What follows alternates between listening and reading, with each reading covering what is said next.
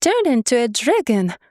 Cuttleface ran out in front of me and pointed his magic wand straight at me. I yelped in surprise, dropped my textbook, and crossed my arms over my chest, hoping to shield myself from whatever unknown spell he was about to cast. That was Cuttleface all over, a magical cat, part troublemaker, part walking disaster.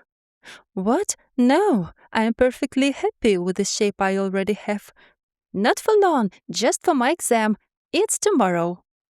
Cuttleface smoothed down his whiskers, lowered the wand, and stared at me expectantly.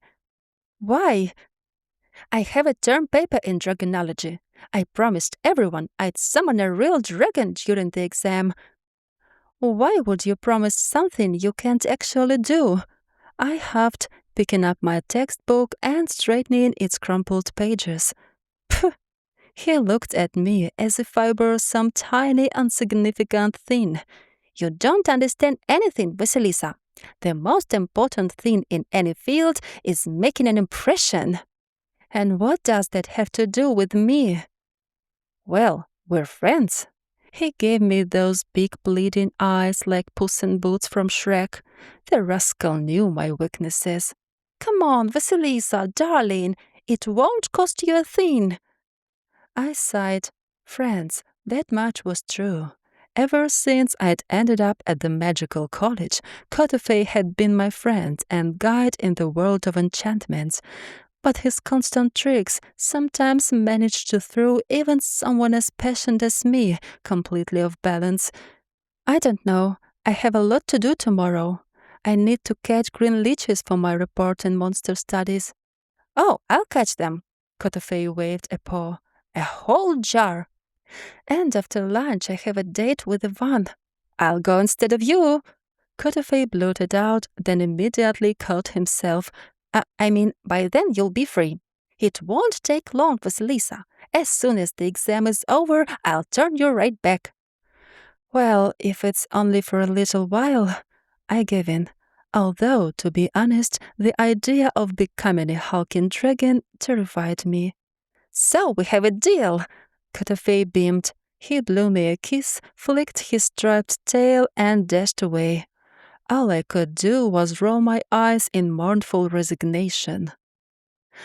Cuttleface caught up with me in the corridor. He looked gloomier than the curtains in the Hall of Sorrow. Well, I nearly failed the exam, he said. I drew a question about the Cloud Dragon, and I didn't know a single thing about it. So now all my hopes are on the term paper defense. Come on, quickly. He dragged me into a storage room and slammed the door shut behind us.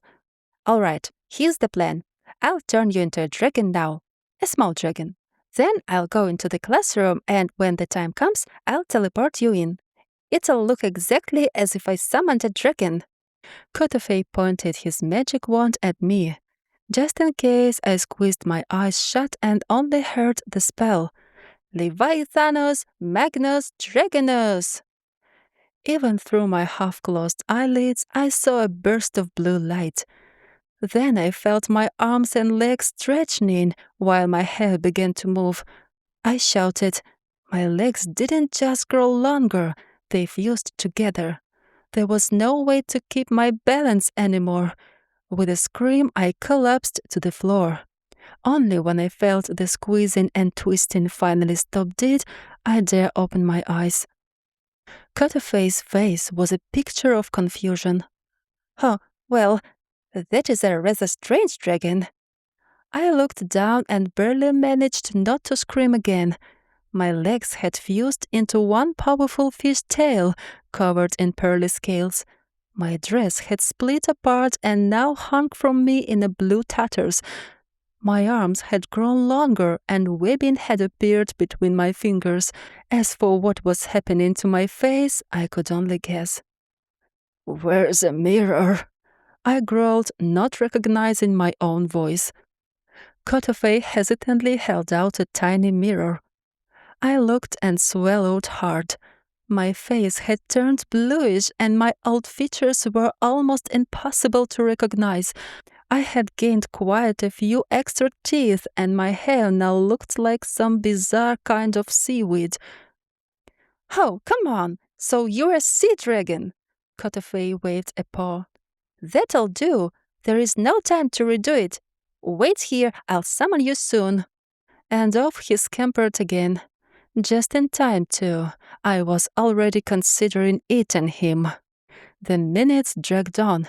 It was terribly uncomfortable lying on the floor in all my bulky magnificence. And then I felt a craving for water growing stronger and stronger. It seemed that if I didn't take a sip soon, I'd crumble into dust.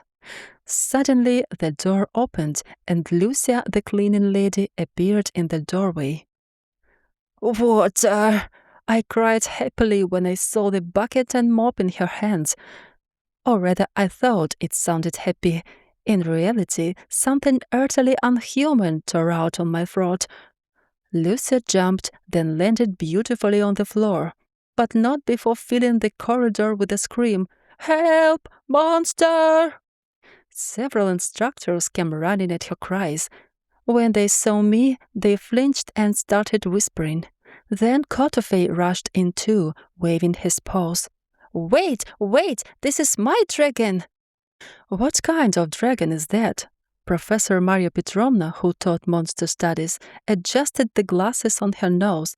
"That is a genuine Leviathan. Let's take it to the laboratory."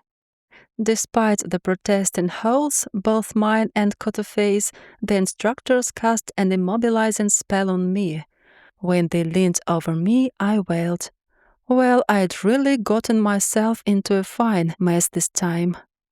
They put me in a large aquarium. Well, at least being in the water came as a relief. The laboratory door opened and Ivan walked in. The very Ivan I had been planning to go on a date with. He was a lab assistant at our college. Well, let's see what we have here. Ivan tossed his blonde hair and picked up a monocle. "Hi, it's Vasilisa." I lifted myself out of the water and smiled as wide as I could. Ivan recoiled, dropping the monocle. "What?" "I said it's me, Vasilisa. Kiss me and I'll turn back at once." I puckered my lips. Well, what? It worked in fairy tales. Maybe it would help now too. Ivan turned pale and gently sank to the floor. At that moment, the instructors rushed into the laboratory, led by Kotofei. "Bad news, my poor dear," Professor Maria Petrovna said in a strained voice. "Kotofei used a forbidden spell that turns a human into a Leviathan, and it is irreversible." I swallowed. "What? Not even a kiss will help?" "No, not even a kiss." "Kotofei, you absolute menace," I growled. He stood there with his head lowered. "I didn't know it would turn out like this. Varvara shared the spell with me. She said it would turn a human into a dragon for a little while." "Oh, Varvara!" I roared as loudly that the walls shook. "The one who was flirting with Ivan." Well, that explained everything. She had decided to get rid of her rival. Varvara is to be expelled. The college director commanded from behind the others. "But what will happen to Vasilisa?" Professor Maria Petrovna asked, her voice trembling. Everyone fell silent, exchanging meaningful glances. "Here's what," Kotofei said firmly. "I made this mess, so I'll clean it up. The spell can't be reversed, but the enchantment can be transferred to someone else. Let me become the Leviathan instead of Vasilisa." The instructors blinked in bewilderment, not knowing what to say. Kotofei took a candle from the table and lit it. Then he pulled a rope out of his pocket, tied one end around his paw and the other around my wrist. "I need a circle." The instructors immediately surrounded us. Kotofei waved his magic wand, released a blue spark, and pronounced loudly, "Let what is mine become yours. Let what is yours become mine. I take the wicked spell away and return your rightful form." I was flung upward. If Professor Maria Petrovna hadn't caught me in time, I would have smacked right onto the floor. I felt myself shrinking, and then there was in Maria Petrovna's arms, back in my own form. She quickly gave me her robe to wrap myself in, since the clothes I had been wearing were still torn to shreds. Except, for some reason, I had grown a cat's tail. Classic cotophily. Professor Maria Petrovna rolled her eyes in long-suffering despair. There was absolutely no need to say, "Let what is mine become yours." And why exactly does Vasilisa need a cat's tail now? "To swat flies away in the summer," came a cheerful voice from above. I lifted my head and stared, my mouth falling open. Kotofe was hovering beneath the ceiling on a pair of real dragon wings.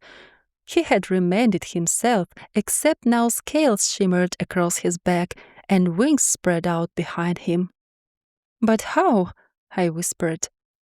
"It seems I've just invented a brand new formula," Kotofe announced proudly. "Cat plus Leviathan equals Catdragon." Everyone burst out laughing. On the floor, Ivan stirred weakly. When he came to, the first thing he did was find me with his eyes and breathe a sigh of relief. "Vas, you won't believe that dream I just had. I dreamed you turned into a sea monster." "How dreadful!" I sighed dramatically. "In reality, I'm a cat monster." And I playfully flicked my tail. Ivan went pale again. "Somebody bring him smelling salts," Kotofe sighed mournfully. "And bring me some catnip while you're at it. I still have to retake that exam." Thank you for listening and subscribe for more tales.